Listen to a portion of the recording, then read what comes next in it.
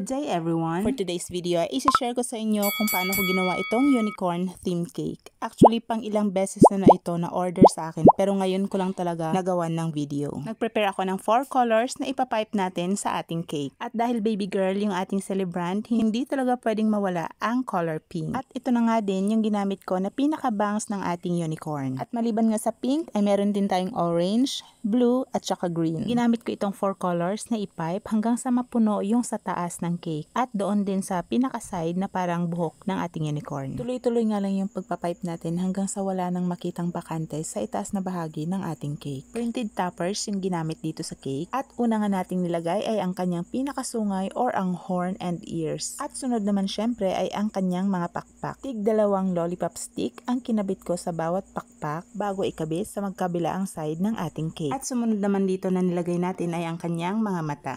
At dahil ididikit ito sa mismong katawan ng cake, ay naglagay muna ako ng acetate film sa likod para pandagdag proteksyon para hindi basta-basta mabasa yung mga mata ng ating unicorn cake. Para naman sa name and dedication ng ating cake, ay gumamit ako dito ng fondant. Nag-cut ako gamit ang plunger para sa dedication at molder naman para sa from. At para naman mas maging colorful pa yung ating cake, ay nag-add na rin ako nitong pastel colors na sugar pearls. Nag-add din ako sa taas, pero ang iba dito is medyo mas malalaki. Talaga nga namang itong mga sugar pearls ang nagbibigay ng dagdag ganda dito sa ating cake. At ito na nga yung final look ng ating cake. Please don't forget to subscribe and hit the like button kung nagustuhan nyo ang video na to. Kung may gusto kayong itanong, just comment down below. Thank you for watching!